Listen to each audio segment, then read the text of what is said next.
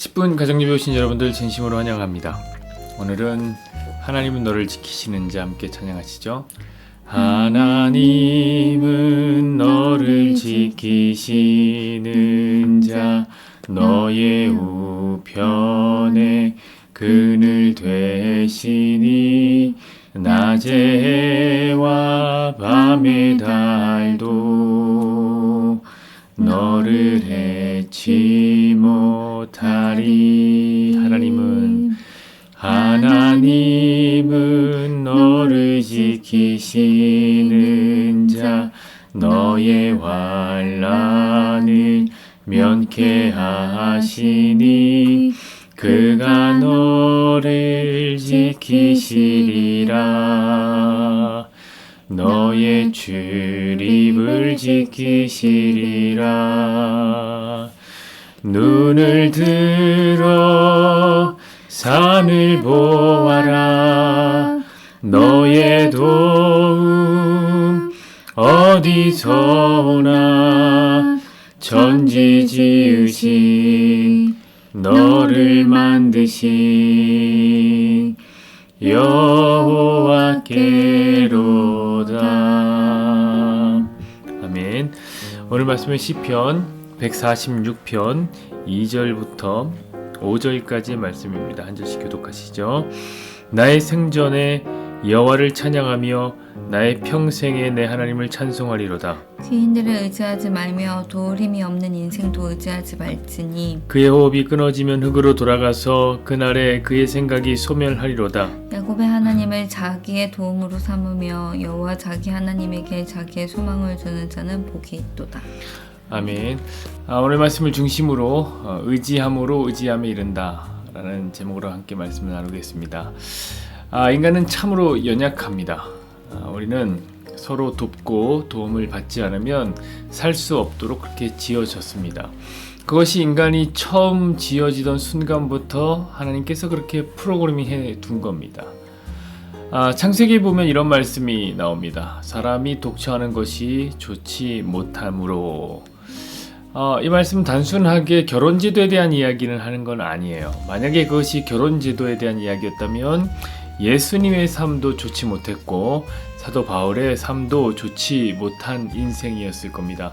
왜냐하면 두 분 다 결혼 안 했기 때문에 그렇죠.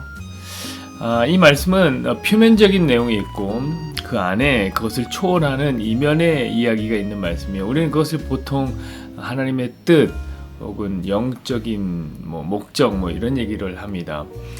일단 표면적인 얘기는 뭐냐면 다 모두가 알다시피 인간은 서로 돕고 살아야 된다는 거예요. 이는 남편과 아내가 서로 돕고 살고 부모와 자식이 또 친구와 친구가 더 나아가서 이웃과 이웃이 서로 도울 때에 비로소 인간은 인간다움을 유지할 수 있는 것이다. 이런 말입니다.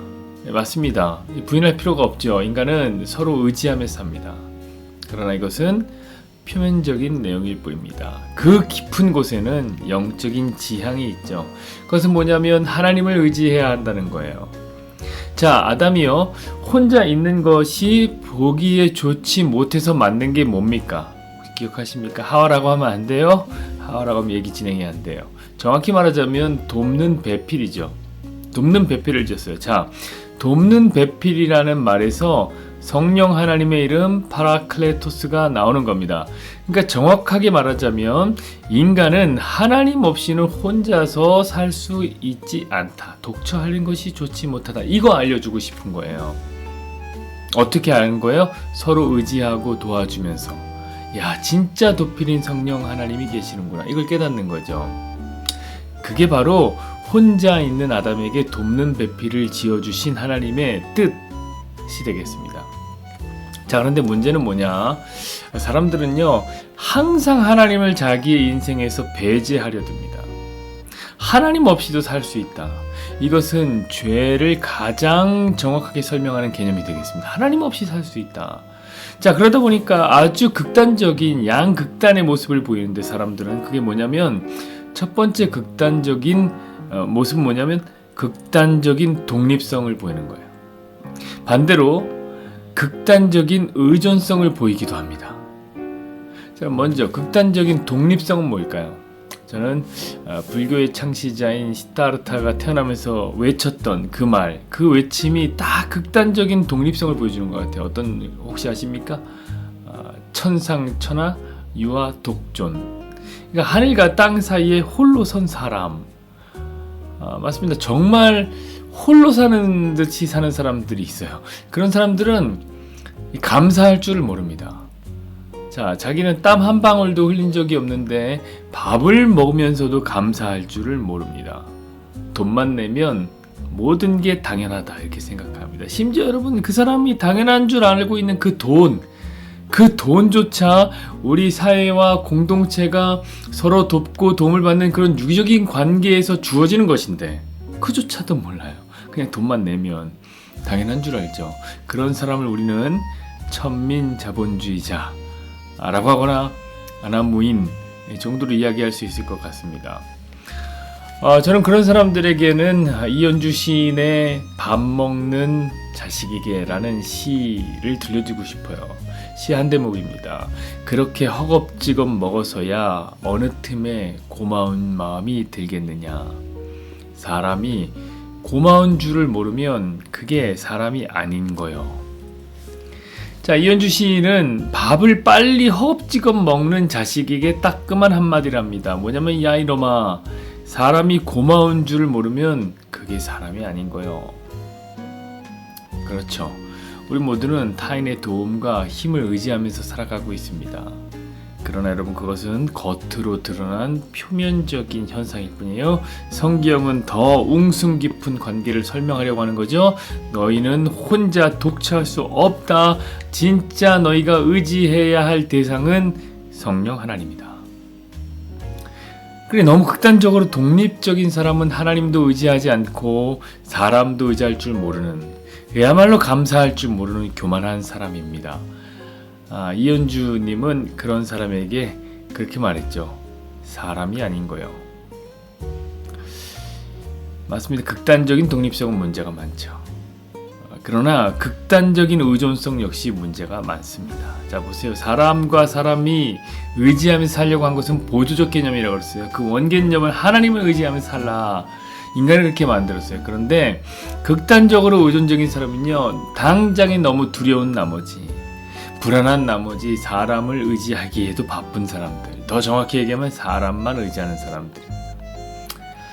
저는 오늘 본문에 그런 극단적인 의존성을 보이는 사람 보았습니다. 우리 3절 말씀 한번 보시죠. 귀인들을 의지하지 말며 도울 힘이 없는 인생도 의지하지 말지니. 아멘. 자, 시인은 노래합니다. 귀인들을 의지하지 말라. 그렇죠. 사람들은 귀인을 의지합니다. 우리 하나님보다 더 의지합니다. 예전에 그 신문을 보면 한쪽 귀퉁이에 오늘의 운세가 이렇게 나왔어요. 그쵸. 거기 보면 방향성을 주어지면서 동쪽에서 귀인이 나타나 만난다. 뭐 그런 내용의 운세가 쓰여 있습니다. 그럼 하루 종일 동쪽을 신경 쓰는 거예요. 그런 거죠. 급한 사람은 귀인을 만나길 원합니다. 나 도와줄 사람, 내게 힘이 되는 사람, 나 승진시켜주고 나를 끌어주고 내게 금전적인 도움이 되는 사람, 내 문제를 해결해 줄 수 있을 것 같은 사람, 그런 사람들이 귀인이죠. 그래서 사람들은 귀인 같아 보이는 사람에게 정말 잘합니다. 돈이 좀 많은 사람, 직위가 높은 사람, 내게 정보를 알려주는 사람, 그런 사람에게 잘하죠. 근데 여러분, 좀 생각해보면 웃기지 않습니까? 목적은 뭐였어요? 자기가 도움을 받는 거죠. 목적은 자기가 도움을 받는 건데 실상은 자기가 더 돕고 있으니 아주 우스운 촌극이죠. 근데 원래 인생사가 그런 거 아닙니까? 멀리서 보면은 그렇게 웃길 수가 없습니다. 더 웃긴 건 뭔지 아세요? 이 뒤에 나오는 말씀인데, 사람들은요, 힘이 없는 인간도 의지합니다. 시인은 노래해요. 힘이 없는 인간을 의지하지 말라. 저는 처음에 이 말씀을 읽었을 때 좀 의아한 생각이 들었습니다. 아닌데, 사람들은 힘없는 사람 의지하지 않는데. 그렇잖아요. 사람들은 힘 있는 사람을 의지하죠. 목사들의 세계에서도 성도 수가 많고 교회 규모가 큰 목사님 주변에 사람이 몰려듭니다. 어떤 문제가 생기면요, 절대로 개척교회 목사에게 질문하지 않아요. 웃긴 게 뭔지 아세요, 여러분? 말로는 교회의 모든 문제가 규모에 크게 상관없이 다 똑같다 이렇게 말해요. 사실 그렇죠. 교회 문제가 뭐 다 다른 게 뭐가 있어요. 다 거기서 거기입니다. 자, 그렇다면 작은 교회 목사님들도 그런 일들 다 겪어본 거예요. 겪어봐서 알아요. 극복해봤어요. 그러나 절대 묻지 않습니다. 작은 교회 목사님들은 문제 해결의 능력이 없는 사람처럼 취급하죠. 왜요? 세상이 말하는 힘이 없으니까요. 자, 그런데 시인은 왜 이런 말을 썼을까요? 저는 곱씹어봤습니다. 그러다가 깨달았어요. 극단적으로 의존적인 성향을 보이는 사람들은 저 사람이 나를 도와줄 힘이 없음에도 불구하고 힘이 있는 줄 알고 그 사람을 의지하는구나. 예컨대 왜 우리는 문제가 생기면 점쟁이를 찾아갈까요? 정말 그 사람이 나를 도와줄 수 있는 힘이 있습니까? 한 번만 딱 돌려서 생각해보면 알죠. 자, 만약 그 사람이 그렇게 잘 맞추고 귀신의 도움으로 문제를 해결할 수 있다면 자기 문제부터 해결했겠죠. 근데 여러분, 점쟁이들 집안 다 보면요, 다 난리들이에요. 문제가 많아요. 따지고 보면 그 사람은 나를 도와줄 수가 없어요. 근데 의지하죠. 우리는 이런 거예요. 힘이 없는 사람을 의지한다. 자, 이것은 목사를 의지하는 것도 마찬가지 크게 다르지 않아요. 여러분, 이런 예시들이 너무나 많죠. 남자친구를 의지하고, 여자친구를 의지하고, 남편 의지하고, 아내 의지하고, 심지어 자식을 의지하는 부모도 있습니다. 물론 제가 처음에 말씀드렸듯이 사람은 서로 의존하면서 살 수밖에 없어요. 그렇게 만들어졌어요. 근데요, 한 번만 더 생각해보자. 한 번만. 정말 남자친구가 내 문제를 해결해 줄 힘이 있습니까? 남편에게 그런 힘이 있습니까? 부모는 그런 힘이 있습니까? 아니요. 사람은요, 힘이 없어요. 인간은 제한적인 존재라 뭘 해주고 싶어도 늘 능력 없음이라는 벽에 부딪히고야 맙니다. 근데도 우리는 사람을 의지하는 거예요. 여러분, 따지고 보면 우리가 귀인이라고 생각하는 사람들도 그래요. 자기 문제 해결하기에 바쁜 사람들이에요. 자, 그러고 보니 결국에 우리 결론의 항구에 닿았죠. 뭡니까? 도울 힘이 없는 사람을 의지하지만, 이 말은 뭐예요? 어떤 특정 인물, 저 사람은 무능력하니까 너 못 따져, 이게 아니라 사실 능력이 많으신 하나님은 의지하지도 않으면서 인간에게만 의지하고 있는 극단적인 의존성을 보이는 인간들을 향한 경고인 겁니다. 사랑하는 여러분, 우리는 어떻습니까? 여러분, 결코 해야지만 사람을 의지하는 것 그 나쁜 거 아니에요. 그러나 극단적으로 하면 나빠요. 너무 의존적으로 가도 안 되고 너무 독립적으로 가도 안 돼요. 우리를 향한 하나님의 뜻은 분명해요. 너는 하나님 없이는 결코 살 수 없는 존재야. 이거 알려주려고 서로 돕고 도움을 받는 존재로 만든 거예요. 그러니까 돕고 돕는, 의지하다 보면 하나님을 의지하는 의지함에 닿는 겁니다. 여러분, 모든 게 그래요. 복음에 닿지 못하면 모든 것이 우리는 꽹과리에 불과한 겁니다. 의지하는 것도 마찬가지입니다. 서로 의지하며 복음에 닿아 하나님을 의지하는 자리에 닿기를 소망합니다. 마무리할 시간입니다.